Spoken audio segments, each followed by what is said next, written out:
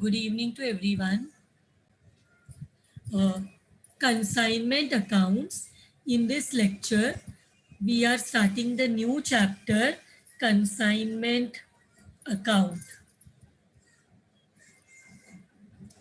So this is the name of the chapter, consignment account.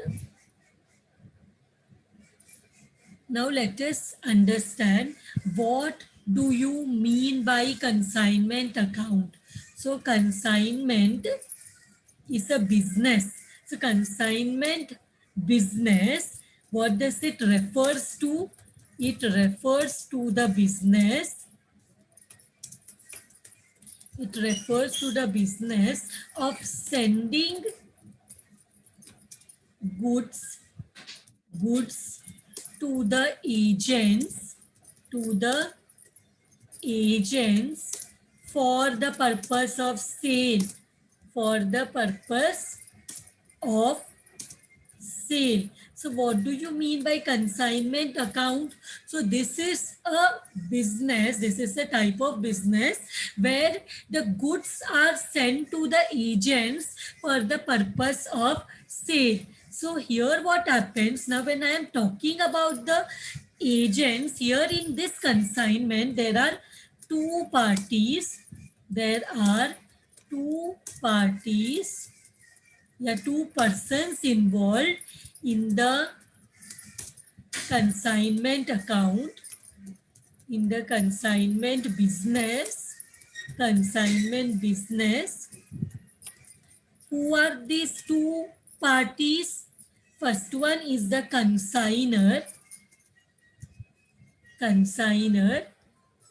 second one is the consignee.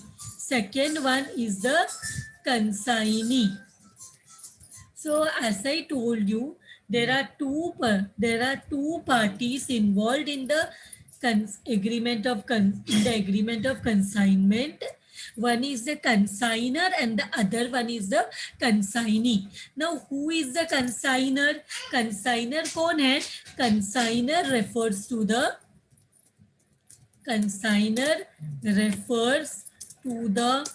owner of, yes, the principal, refers to the owner of goods,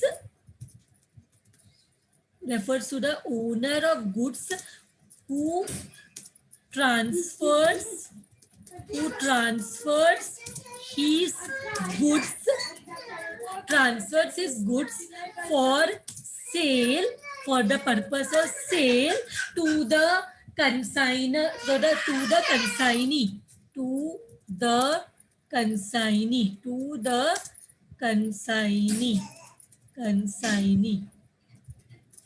So who is the consigner?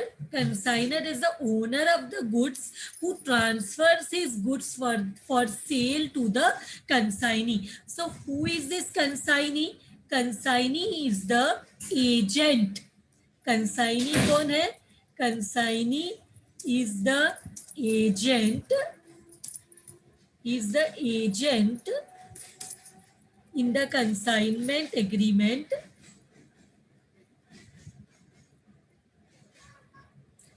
Is the agent in the consignment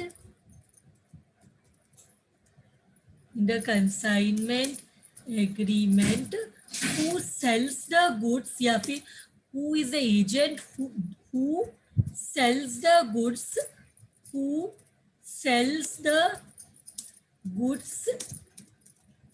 of the consigner on his behalf,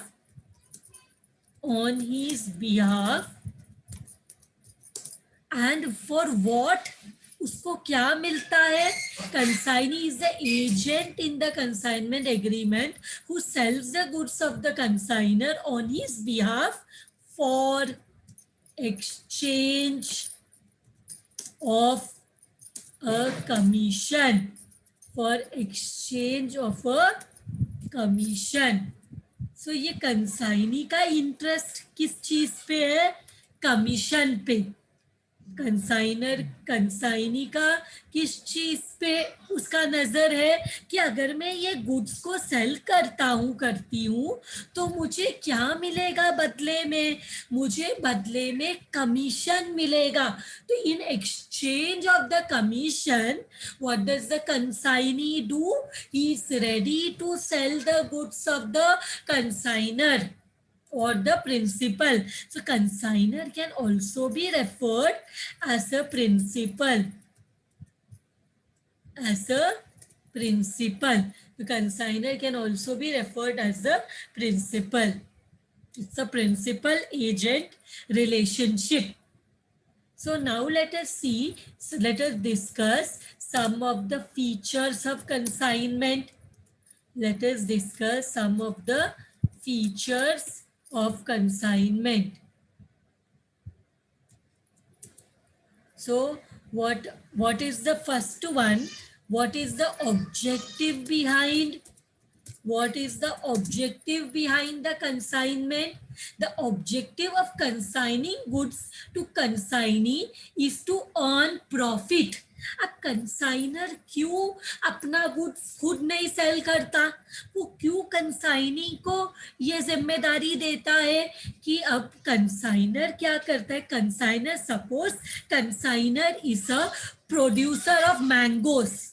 For example, consignor is a producer of mangoes. So वो कहाँ रहता है? He suppose the consignor is from Ratnagiri and consignor is the producer of mangoes. Now वो consignor किस चीज पे ध्यान देगा?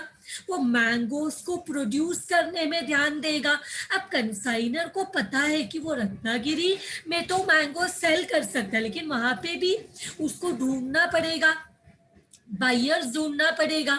तो वो क्या करता है? वो बोलता है कि मुझे मेरे मैंगो के प्रोडक्शन में ध्यान देना है और उसके बाद इसको सेल करने के लिए I will appoint some other person known as the consignee who on my behalf will sell the mangoes in suppose Mumbai area, Thane area, Nashik, Nagpur, ये सब एरियाज में, पुणे, ये सब एरियाज में what he does, he will appoint an other person who will look into the sale of mangoes. Then I am relaxed, the consignor is relaxed, he can concentrate on the production. समझ में आ रहा है? Consignor क्या कर सकता है? Production में ध्यान दे सकता है, मैंगोस को प्रोड्यूस करने पे वो ध्यान दे सकता है, क्योंकि उसको सेल करने का टेंशन नहीं है. सेल करने के लिए उसने कंसाइनी को हायर किया है और कंसाइनी क्या करेगा? मैंगोस कंसाइनर के बिहाफ में सेल करेगा. लेकिन उसका क्या फायदा है? मैंगो सेल करने के पीछे उसको क्या मिलेगा? He will get the commission. He will get the commission and consignor को क्या होगा? वो कंसाइनी को ये जिम्मेदारी देके वो प्रॉफिट अर्न कर सकता है मैंगोस के सेल में. कंसाइनी के what the consignee can do, the objective of consignment is what? The objective of consigning goods or consignment, the objective of consigning goods, the objective of consigning goods to the consignee is to earn profit. is to earn profit. कोई भी business का primary objective क्या होता है? Normally, any business, the primary objective of any business is to earn profit. So consignment also, when we refer to consignment as a business, then every business, the primary objective is to make profit. So here also the objective is to make profit. Then see, then the next point is principal. Next feature is principal agent. Next feature is principal agent. So the relationship between the consignor and the consignee is of a principal and agent. The relationship between consignor, between consignor and consignee is that of a principal and agent relationship. Principal and agent, इनके बीच में एक ऐसा relationship है principal और agent का कि उसने कंसाइनर ने इसको हायर किया है कंसाइनी को किस चीज के लिए, to sell the goods on his behalf, and what will he get in return, he will get the commission. And what will the consignor get? He will be able to make profits. Consignor will be able to make profit and consignee will be able to get a commission. Next, ownership. अब ये goods पे किस, goods का owner कौन है? Goods transfer तो किया, goods transfer तो किया कंसाइनी को, बट ओनरशिप ट्रांसफर नहीं हुआ है. Who has the ownership of the goods? Ownership of the goods, ownership of goods किसके पास है? Ownership of goods is with whom? Ownership of the goods remains with the consignor. मतलब यहाँ पे सिर्फ goods transfer किया है, यहाँ पे ओनरशिप ट्रांसफर नहीं किया, ओनर नहीं है. This consignee is not the owner, he is just the agent. So he has to, the ownership is with the ownership is with the consignor. Ownership is with the consignor. Goods का owner consignor ही है, भले उसने goods mangoes भले agent को consignee को transfer किया, लेकिन उसका ओनरशिप ट्रांसफर नहीं हुआ है. Owner is still the consignor. तो ownership is with the consignor. Next let us see possession. Possession of goods. So possession, goods का possession किसके पास है? Who is having the goods? Who is, the goods are with whom? Consignee. So possession of goods is with the consignee. Possession of goods is with the consignee. But the ownership is not transferred. Ownership consignor के पास ही है. अब ये सब करने के लिए क्या मिलेगा consignee को? So the consignee is entitled to get the commission. So यहाँ पे क्या है? The consignee agrees to sell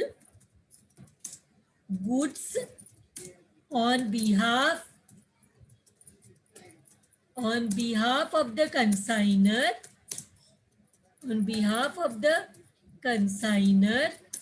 on commission basis. on कौन सा क्या मिलेगा?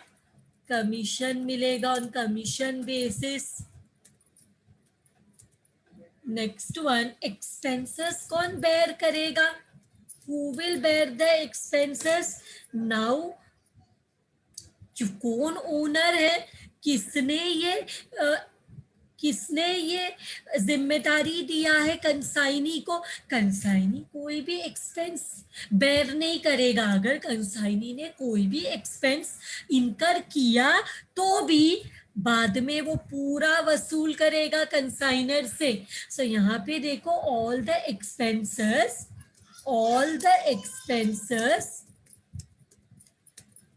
on consignment,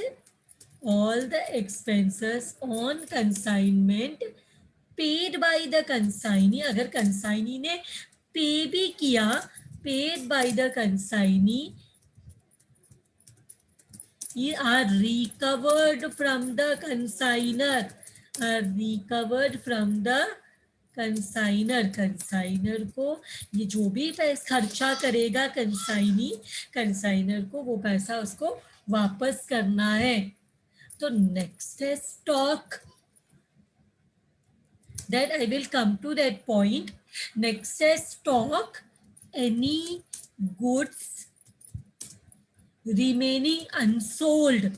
अगर कोई गुड्स अनसोल्ड है, सेल नहीं कर पाया कंसाइनी, तो any goods remain, any stock या any goods remaining unsold with the consignee, unsold with the consignee belongs to the consigner, belongs to the consignor. कौन है ओनर गुड्स का?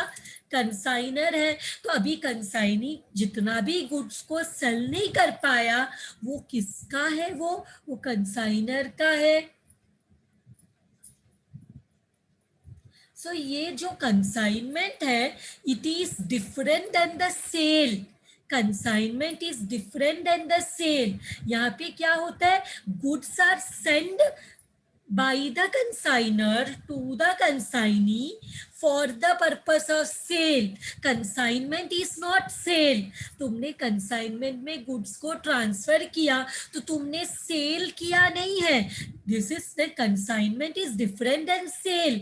Sale में तो आप buyer को गुड्स सेल करते हो, बट कंसाइनमेंट में ऐसा नहीं है। You are sending the goods to the consignee for the purpose of sale, it is not actual cell.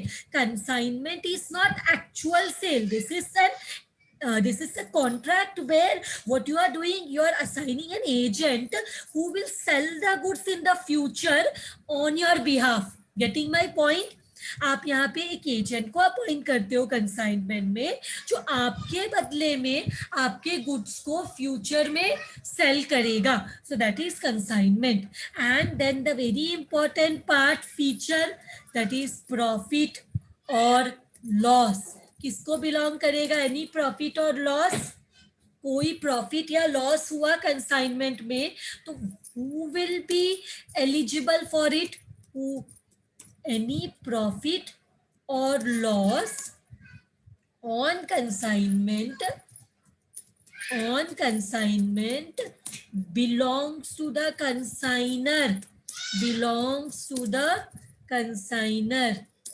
तो कुछ भी प्रॉफिट या प्रॉफिट होगा तो भी कंसाइनर का प्रॉफिट है, और अगर लॉस हुआ तो भी हु विल। ऐसे नहीं बोल सकते कंसाइनी को जिम्मेदारी दी थी सेल करने का, वो नहीं सेल कर पाया तो ये लॉस को उसको दे दो, ऐसा नहीं हो सकता। Consignee is just an employ, like employ मतलब is just a agent whom you have appointed to sell your goods. If tomorrow if there is any loss, you can't blame the consignee.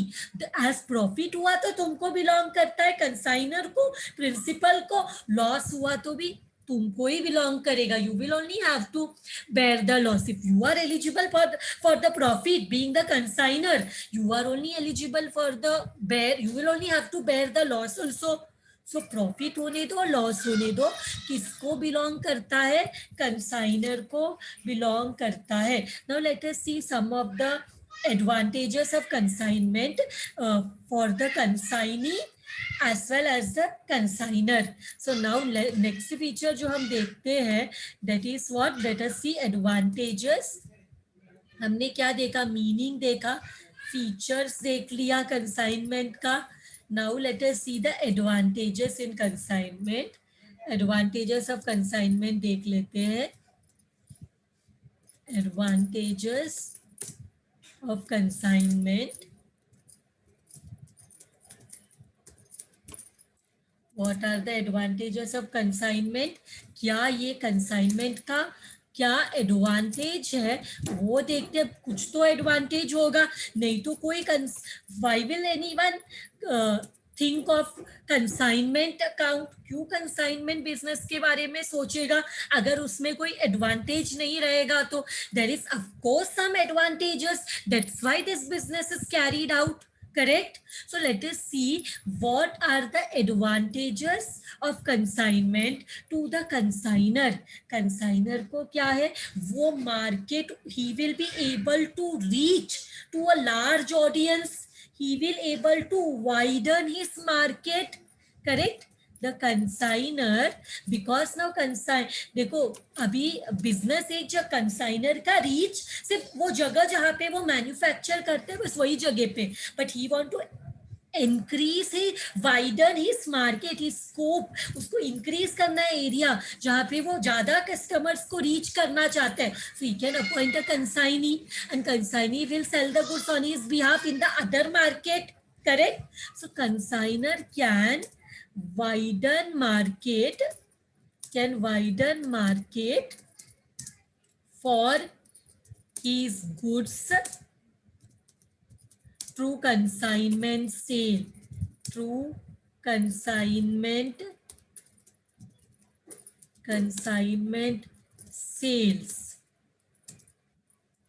He can make sales in new and distant markets. मतलब वो नया नया market में cell कर सकता है, वो दूर दूर जब मार्केट में सेल कर सकता है, बिकॉज उसको तो सेल नहीं करना है, कंसाइनी को सेल करना है. He will appoint a agent to sell the goods on his behalf. So he can widen his market and he can sell in new and distant markets.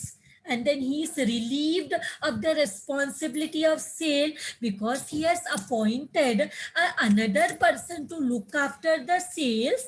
He is relieved of the responsibility of sales. अब उसको cell करने का tension नहीं लेना, because वो उसको agent sell करके देगा. Agent will sell the goods on his behalf. उसको सिर्फ एजेंट अपॉइंट करना है. And what he can do, because he can sell in distant and new markets, this will maximize his profits, because now he is able to sell his goods in wide markets, in another new distant markets. तो उसका profit भी तो maximise होगा. Consignment में consignor अपना profits increase कर सकता है, and he can utilize the expertise of the consignee. Consignee का जो एक्सपर्टाइज है, जो एक्सपर्ट नॉलेज है जिससे वो गुड्स को सेल करता है, उसका फायदा किसको मिलेगा? कंसाइनर को. Expertise of the agent, expert knowledge of the agent, उसका benefit will be give it, the benefit will be made by the, benefit will be shared by the consigner. consigner को benefit मिलता है ना. he consigner gets the benefit of close knowledge, and उसको market condition का भी knowledge मिलता है. close knowledge of the consignee, close knowledge from the consignee about the market conditions, about the market condition, because consignee को market का अच्छा knowledge है कि क्या डिमांड है, क्या सप्लाई है, कितना सेल्स हो सकता है. He has a very good knowledge about the market. So that benefit will B absorbed by the consigner. Now let us see some of the benefit what the consignee will get. Consignee को भी तो कोई तो benefit होगा, नहीं तो why will he agree to sell the goods of the consigner? उसको भी कोई ना कोई benefit होगा ना. The consignee will get commission. Consignee earns commission. Consignee को कमीशन मिलता है, सबसे बड़ा बेनिफिट है. फिर वो क्या कर सकता है? He can carry on consignment sales, he can carry on consignment sales in addition to his normal sales. मतलब यही बिजनेस है कंसाइनी का. सपोज मैंगो सेल करने का, तो वो खुद का सेल तो कर ही रहा है, साथ में ही selling for the consignor also in addition to his normal sales. Normal sales भी करेगा, नॉर्मल बिजनेस भी अंडरगो करेगा, एंड कंसाइनमेंट बिजनेस भी साथ साथ वो कर सकता है. Then by this way he can increase his income.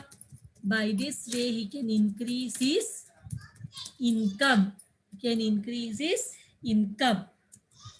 अब एडवांटेजेस देख लिया, तो हम लोग डिसएडवांटेजेस भी देख लेते. What are the disadvantage in consignment, disadvantages in consignment, disadvantages in consignment देख लेते हैं। सबसे पहले क्या है, the first disadvantages related to payment. So consignee जो है, he receives cash from customers तभी, only when the goods are actually sold out. Thereafter, he makes payment to the consignor. The consignor has to wait for payment from the consignee. मतलब अगर आपके consignment में आपने credit में भी cell कर सकते, वो भी कंडीशन है कि सेल दो टाइप का होता है। कैश में सेल कर, अगर हमारा कंसाइनी सिर्फ कैश में ही सेल करता है तो इमीडिएटली कंसाइनर को पैसा मिल सकता है। लेकिन अगर कंसाइनमेंट में क्रेडिट सेल्स भी हुआ है, बिकॉज देखो क्या हर कोई बिजनेस में हर कोई कैश बेसिस में नहीं वर्क करता है। When you are doing business तो आप 100% कैश बेसिस में बिजनेस करो, it is not very possible. तो ऐसा अगर आप कंपल्सरी करोगे तो that will restrict your sales. आप अगर कंपल्शन करते हो कि हम तो ये एग्रीमेंट जब कंसाइनी के साथ करते हो तो आप ये क्लॉज रखते हो कि पेमेंट तो कैश में ही होना चाहिए, क्रेडिट में नहीं होना चाहिए, तो आप कितना सेल्स को सैक्रिफाइस करते हो। मतलब ऐसे लोग, अगर आप उधार देते, उधार के लिए अलाउ करते तो कंसाइनी और सेल्स इंक्रीज कर सकता था। अगर देखो, बिकॉज अगर आपको ये सिचुएशन है कि आप दो शॉप है, एक जगह में सिर्फ आप कैश में खरीद सकते हो और दूसरे जगह जहाँ पे उधार भी चलता है, तो ज्यादातर लोग, because most of the Indians are not business, they are all fix income earner, जो जिनको महीने में 1 तारीख या कभी महीने में एक बार सैलरी आता है एंड उससे वो लोग पूरा महीना चलाते हैं। Maximum are that class of people, middle class people in India. तो यहाँ पे जब हम ऐसा शर्त रखेंगे कि सिर्फ कैश में रहेगा तो ही कैश में ही सेल करो, ऐसा कंसाइनी को बोलेंगे, तो वो सिचुएशन में आपका सेल्स उतना इंक्रीज नहीं कर पाएंगे। तो अगर आप क्रेडिट भी अलाउ करोगे, क्रेडिट में सेल करना, तभी कंसाइनी अपना सेल्स को इंक्रीज कर पाएगा। पर क्रेडिट में सेल किया तो क्या है कि कंसाइनी को जब तक पैसा नहीं मिलेगा, वो कंसाइनर को पैसा नहीं पे करेगा, तो कंसाइनर को उसके पेमेंट के लिए उतना रुकना पड़ेगा।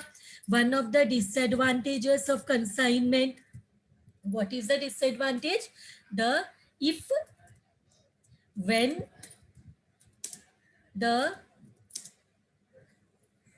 goods are sold by the consignee on credit basis में, so you have to wait, so he has to wait for payment until the debtors या customers make the payment,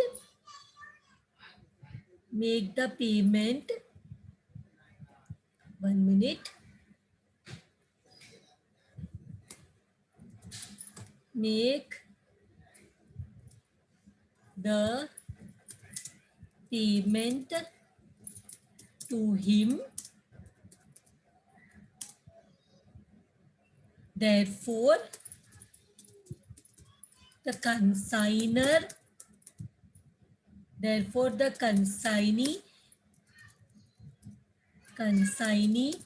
will not be in a position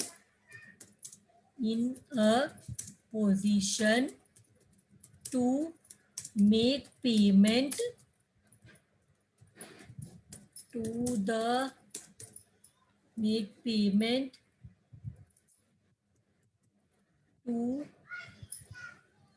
consignor. Correct? Consignee के पास ही पैसा नहीं रहेगा तो वो consignor को कैसे पैसा देगा? तो ये एक डिसएडवांटेज हो गया। फिर उसके बाद डैमेज, गुड्स को डैमेज होने का, ट्रैवलिंग करेंगे, गुड्स इधर से दूसरे मार्केट, दूसरे जगह ट्रांसफर करेंगे तो गुड्स को डैमेज होने का तो पॉसिबिलिटी है ना। So there is a possibility, there is a possibility of damage, there is a possibility of damage to goods lying with the consignee as the consigner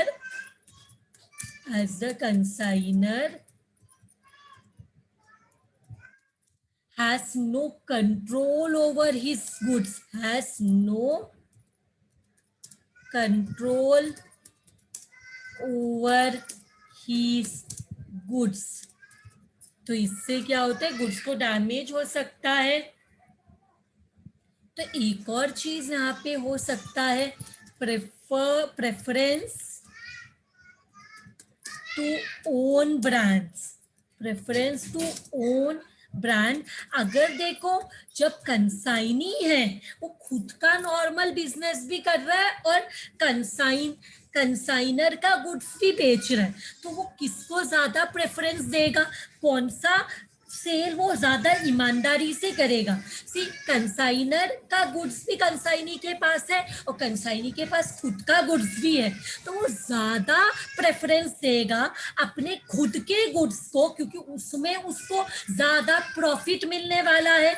और जो कंसाइनर का गुड्स है उसमें उसको थोड़ा कमीशन मिलेगा, तो उसमें उसको थोड़ा कमीशन मिलेगा, लेकिन उसका जो खुद का गुड्स है उसमें तो उसको प्रॉफिट मिलने वाला है। तो वो यहाँ पे हो सकता है कि कंसाइनी यहाँ पे अपने गुड्स को, अपने ब्रांड्स को ज्यादा प्रेफर करे सेल करते वक्त। If the consignee is dealing in different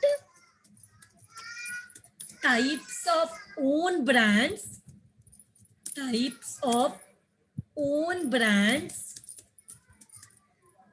he may not give preference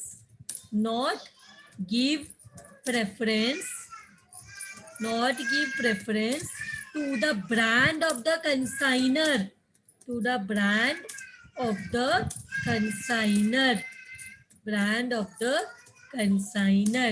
he may promote his own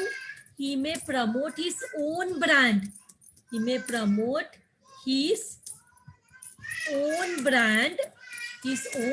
or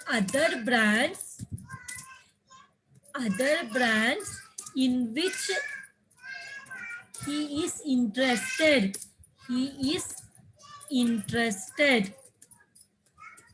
फिर इसके बाद इंक्रीज्ड कॉस्ट ऑफ कंसाइनमेंट। एक और चीज है, कंसाइनमेंट में अगर कॉस्ट ज्यादा लगेगा तो increased cost of consignment is also a disadvantage. The consignor has to pay higher rate of commission to the consignee. This increases the cost and decreases the profit।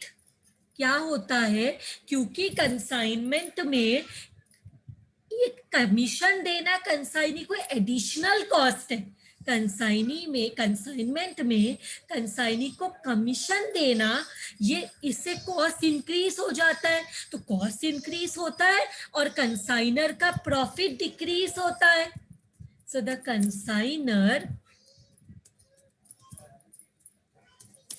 consignor has to pay higher rate of commission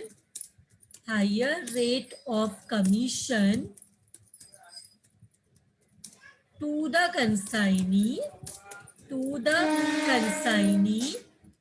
This increases cost This increases the cost and decreases profit. And decreases profit. तो ये हो गया कुछ disadvantages. अभी what we will see now, let us see, let us discuss some types of there are two things which I want to discuss with you all.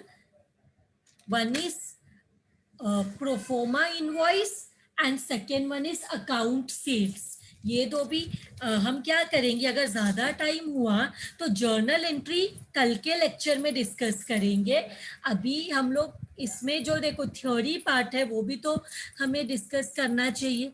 So what I will do now, after this I will start. ये दो concept तुम लोग को explain करना है, proforma invoice and account sales. क्या है, I will explain you. So next one what we will discuss is proforma invoice. Now from the title, can you make out what this is proforma invoice? So proforma invoice is sent by the consignor to the consignee along with the goods. Goods के साथ consignor क्या करता है, consignee को proforma invoice बेचता है. ये proforma invoice क्या है? It is a statement giving the particulars of goods supplied. मतलब it is a statement giving the particulars of goods supplied. इसमें क्या रहता है, क्वांटिटी क्या है गुड्स का, weight, measurement, price, marking, packing etcetera. मतलब प्रोफोमा इनवॉइस में be prepared either at cost price और at invoice price in order to enable the consignee to sell the goods at maximum profits. हम proforma invoice cost price में भी बना सकते हैं, invoice price में भी बना सकते हैं, ताकि कंसाइनर को मैक्सिमम प्रॉफिट्स मिल सके. Normally a proforma invoice is prepared at a higher price. Normally proforma invoice क्या होता है, हायर प्राइस में प्रिपेयर करते हैं. ऐसा क्यों करते हैं हम हायर प्राइस में प्रिपेयर, ताकि ऐसा रहता है कि कंसाइनी को नहीं समझ में आए कि एक्चुअल कॉस्ट क्या है, ताकि and the consignor can make high profits. This is the reason that pro forma invoice is prepared at higher prices. हर चीज का हाई प्राइस बताते हैं ताकि एक्चुअल प्रॉफिट कितना कंसाइनर ने अर्न किया ये कंसाइनी को नहीं समझ में आए. The consignor don't want the consignee to know that how much profit has been made by the consignor को ये consignee को नहीं बताना कितना प्रॉफिट हुआ. So the difference between the proforma invoice, देखो यहाँ पे now I will explain you a proforma invoice. Here a proforma invoice is send. कौन सेंड करता है, ये ऑब्जेक्टिव क्वेश्चन आ सकता है. Is send by the consignor to the consignee. कौन सेंड करता है, कंसाइनर सेंड करता है to the consignee along with the goods. Goods के साथ साथ ये इनवॉइस भी रहता है along with the goods.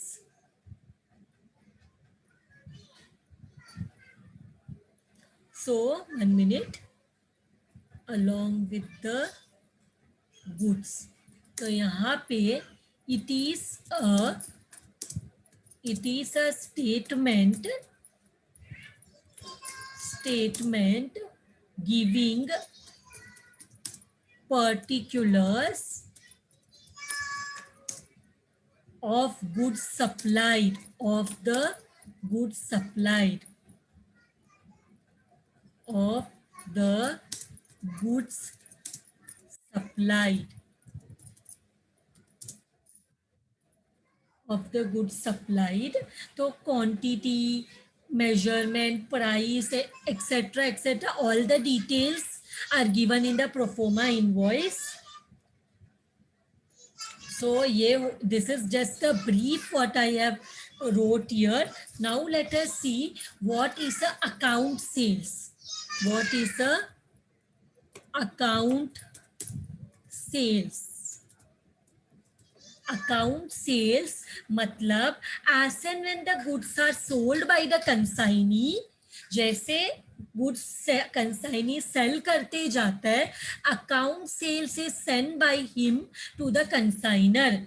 Account sales is nothing but the statement stating the details of the goods sold, मतलब quantity and type of goods sold, rate, total value of goods sold during the period. मतलब यहाँ पे हम क्या करते हैं, amount मतलब यहाँ पे एवरीथिंग इज देयर.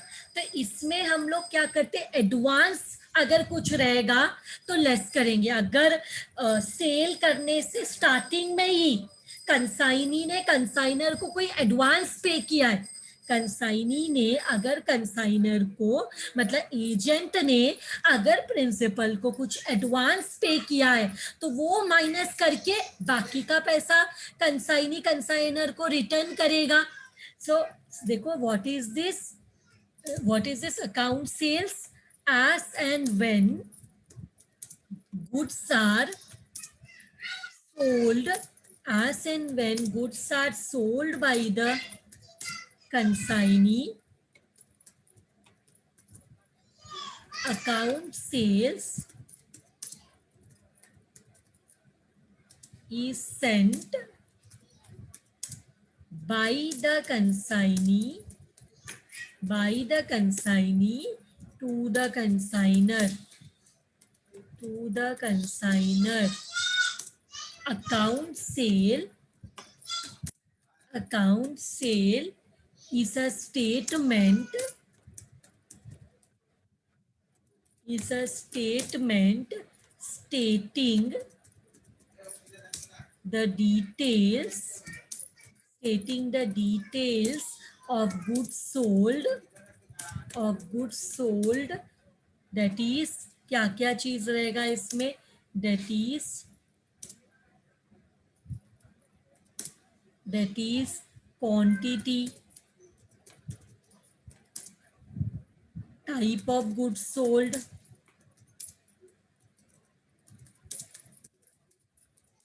फिर क्या रह सकता है, the rate and total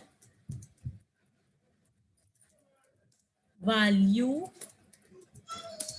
of goods sold during the period. Total value of goods sold during the period. So this is also done. Now what we will discuss is हम लोग commission के बारे में डिस्कस करते हैं. Let us discuss about the commission paid to the consignee.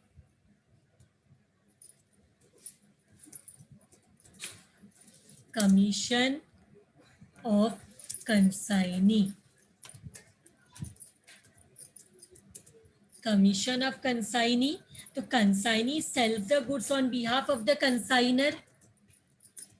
The consignee sells the goods on behalf of the consigner. Correct? So he sells the goods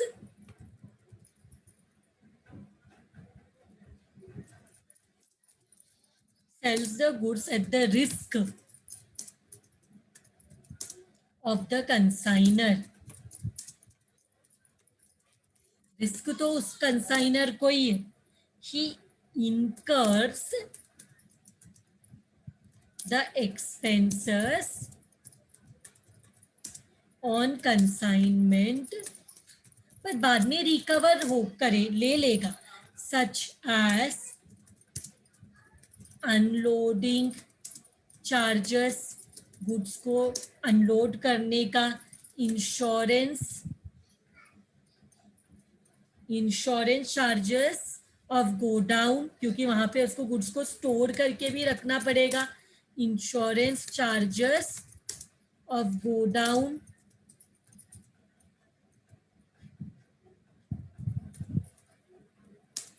warehousing charges, एक warehousing charges etcetera,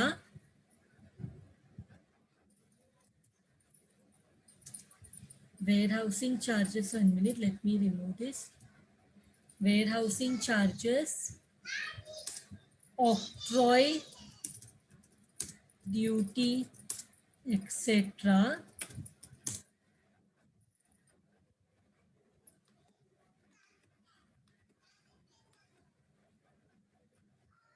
So किसके behalf में, on behalf of the consignor, ये पूरा पैसा जो भी खर्चा consignee करता है ना, everything he is recovered, therefore he is entitled to receive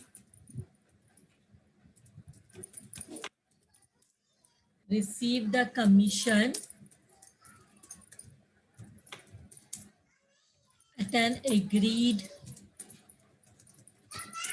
rate. तो नॉर्मली कमीशन कैसे पे करते हैं, the commission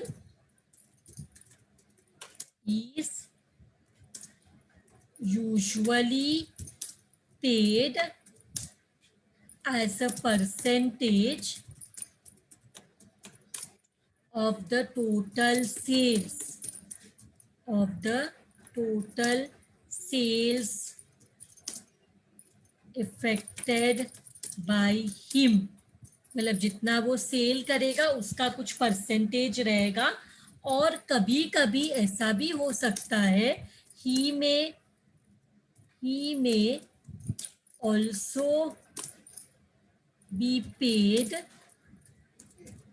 an extra commission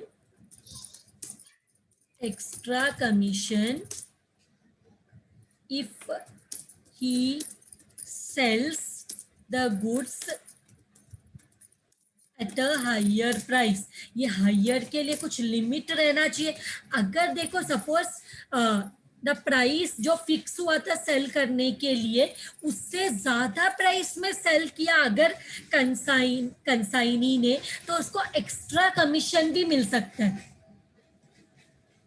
ये एक्स्ट्रा कमीशन उसको ऐसा इंसेंटिव देते ताकि वो ज्यादा से ज्यादा प्राइस में सेल करे, मतलब एक प्राइस तो फिक्स्ड है कि इतना प्राइस में सेल करना है, उसके ऊपर कमीशन भी मिलेगा, लेकिन कभी अगर कंसाइनी जो फिक्स्ड प्राइस है उससे ज्यादा प्राइस में सेल करता है, जो फिक्स्ड प्राइस से भी हायर प्राइस में सेल करता है, so then he is entitled to receive an extra commission. So this extra commission is paid so that the consignee is able to sell at maximum possible price, उसको motivate करने के लिए। तो इसमें मैं तुम लोगों को एक बहुत इंपॉर्टेंट कमीशन है which is known as Del Creditor Commission, which is known as Del Creditor Commission, very important, Del Creditor Commission। ये Del Creditor Commission क्या है, जैसे किसी ने मुझे पूछा था कि अगर बैड डेट्स हुआ तो वो कौन बेयर करेगा, नॉर्मली बैड डेट्स हुआ तो who is the owner of goods, consignor, तो वो बैड डेट्स कौन बेयर करता है? Consignor. Normally who is the owner of goods? Consignor. तो बैड डेट्स भी कौन बेयर करेगा? Consignor. But there is one special type of commission known as del creditor commission. So ये कमीशन एक्सक्लूसिवली कंसाइनी को पे होता है कि अगर डेल क्रेडिटर कमीशन अगर कंसाइनी को मिला तो अगर कोई भी बैड डेट्स हुआ तो कौन बेयर करेगा? Consignee will bear. Means del creditor commission is paid with an with a purpose, so that if there is a bad debts, that has will be bared by the consignee. In normal circumstance क्या होता है? Bad debts हुआ तो consignor bear करेगा. लेकिन अगर उसे अगर कंसाइनी को हमने डेल क्रेडिट कमीशन दिया है, अगर डेल क्रेडिट कमीशन दिया है तो that bad debts will be borne by the consignee. Is it clear? Del credit commission क्यों देते हैं? टू बेयर द, देखो normally when the goods are sold at credit, तो कंसाइनी में अब बैड डेट्स का सवाल कब उठता है पता है? जब हम क्रेडिट में सेल करते, कैश में. और क्रेडिट में सेल करना क्यों जरूरी है? क्योंकि अगर हम क्रेडिट में सेल करेंगे तो we will be able to sell more. Cash में सेल करेंगे तो एक रिस्ट्रिक्शन रहेगा कि इतना ही सेल कर सकते. बट अगर हम क्रेडिट में सेल करेंगे then we can increase our sales margin, sales increase कर सकते. तो द कंसाइनी में सेल गुड्स दो तरीका है सेल करने का, इधर ऑन कैश और ऑन क्रेडिट बेसिस. दोनों में से या तो बोथ कैन सेल. इधर को हटा देती हूं मैं, बिकॉज द कंसाइनी में सेल गुड्स ऑन कैश और क्रेडिट बेसिस. कैश में और दोनों भी हो सकता है, और बोथ कैश में भी, या तो कैश में करेगी या तो क्रेडिट में करेगी, या बोथ कैश में भी कुछ सेल किया क्रेडिट में भी कुछ सेल किया. तो ये डिपेंड करता है how he has been instructed by the consignor. Consignor ने सिर्फ कैश में सेल करने बोला है या क्रेडिट में सेल करना अलाउ किया है, it depends. But when the goods are sold on credit, when the goods are sold on credit, goods are sold on credit, there is a possibility, there is a possibility of loss on account of non-recovery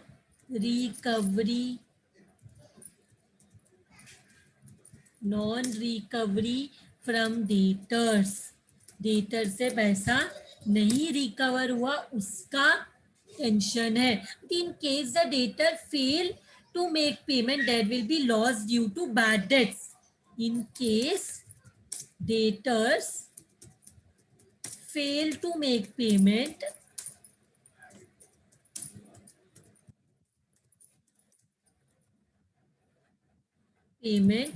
there will be a loss due to bad debts. तो ये जो loss है किसको bear करना पड़ेगा? This loss is borne by consignor. ये loss किसको bear करना पड़ता है? कंसाइनर को. तो द कंसाइनर में अलाउ एडिशनल कमीशन, कंसाइनर में allow additional commission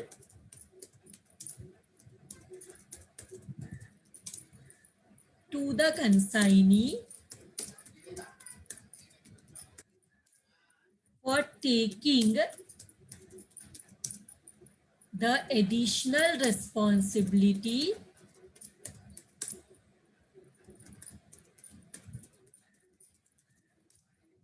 of recovery of dues from customer.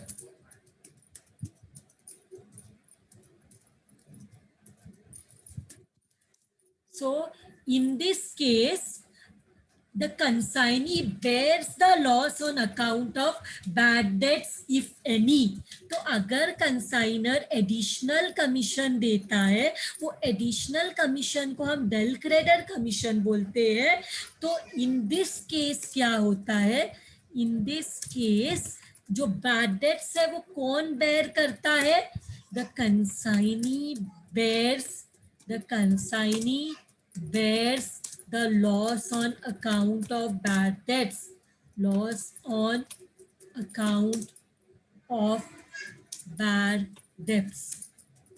तो ये सिचुएशन में who will bear the loss, अगर डेल क्रेडिटर कमीशन दिया तो the loss will be borne by the loss of bad debts will be borne by the consignee, क्योंकि उसको इसी purpose के लिए एक्स्ट्रा रिस्पॉन्सिबिलिटी बैड डेट्स का भी लेने के लिए उसको ये कमीशन देते हैं. मतलब अभी अगर बैड डेट्स कंसाइनी बेयर करने वाला है तो बहुत सोच के समझ के सेल करेगा कि बैड डेट्स ना हो, बहुत ट्राई करेगा बैड डेट्स ना हो, ऐसे लोगों को नहीं सेल करेगा, बिकॉज ही नोस अगर ये नहीं रिकवर हुआ तो कंसाइनर के ऊपर नहीं बैड डेट्स का लॉस जाएगा, वो हमारे ऊपर आएगा, because we are accepting additional commission from the consignor to bear this bad debts, loss due to bad debts. So इसके लिए ये डेल क्रेड कमीशन दिया जाता है. इसके साथ what I am doing, I am ending my lecture here and remaining part I will be doing in the next lecture. Thank you very much everyone.